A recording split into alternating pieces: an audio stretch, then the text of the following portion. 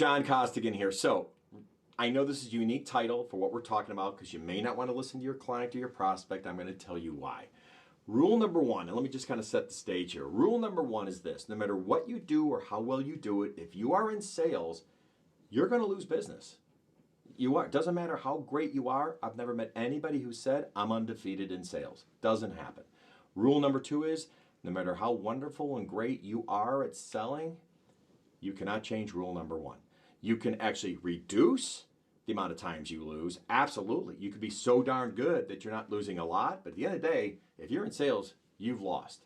So once you actually figure that part out, then let me give you a quick tip.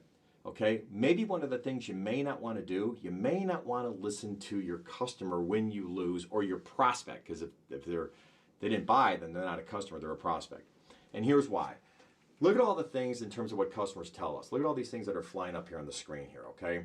And here's what they do. They actually tell you, they say, hey, listen, we're just going to wait, okay, because it's bad timing. Or, hey, we're already happy with our solution. It'd just be too hard to leave it. Or, hey, there's a reorg going on. Or, hey, just to let you know, our president really likes Mary, so it's kind of political. You know, I know you're a lot better, but we're just going to stay there, right? Or, hey, it's more than what we want to spend.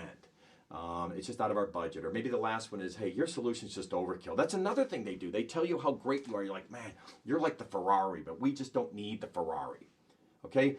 If you're in sales, we've all heard these type of reasons, right? And what's happening is, see what's happening on all these excuses. You know what they're doing?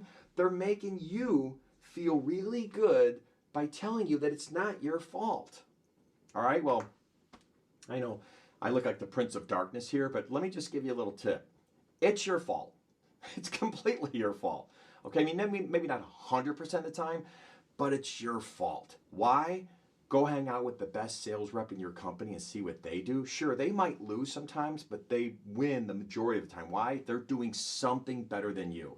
And that's what happened to me. When I was younger in the late 80s and early 90s, when I started working for ComDisco, I was calling even on existing clients. I had clients that already had a lease base there. Glaxo Welcome, before they merged with GlaxoSmithKline, Branch Bank and Trust, Centura Bank, Inagon Insurance. I mean, I can name the accounts, and I'm going out, and we're already doing business. And when they wanted to do follow-on business, I lost. I'm like, man, and I was getting all these reasons that you just saw. And I'm like, what's going on?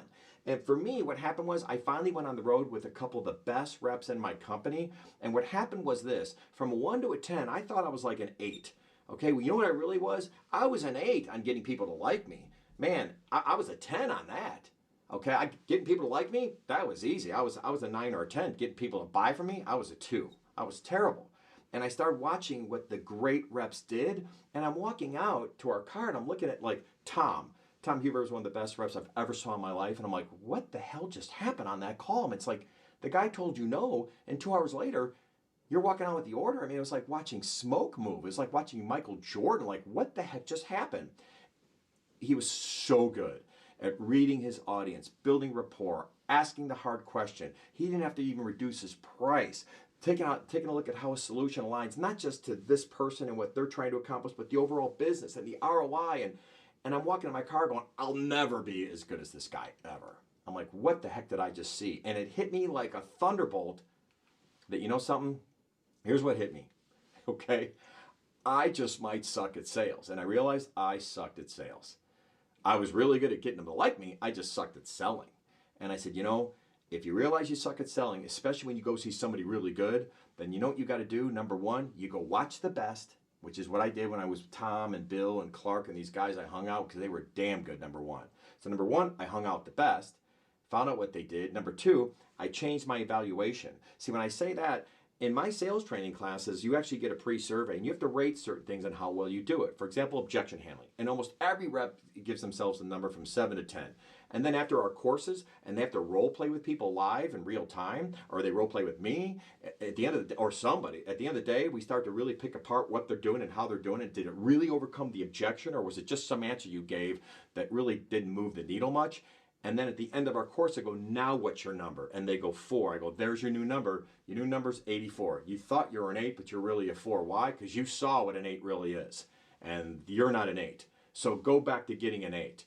And it's a great feeling to know. Sometimes it's a really good feeling to know. We go, I suck. Because I thought I was good till I saw that. Now I realize I'm not that good. I got to get going. And so you change your evaluation, your perception, how good you are. That's a good thing. And then what you do is you go, okay, great. Now let's start taking the steps to stop sucking. So just FYI, that's what customers do. They make you feel better because they say it's not your fault. Let me just tell you, it's your fault. It's your fault. Take ownership of it. Stop sucking. Look at what the best do. Change your evaluation of yourself and get going and get better. No matter where you're at in the paradigm, I don't care if you're 25 or 55, there's certain things that all of us don't do well. And if it's part of our job, we owe it to ourselves and our company to start doing better at it. See ya.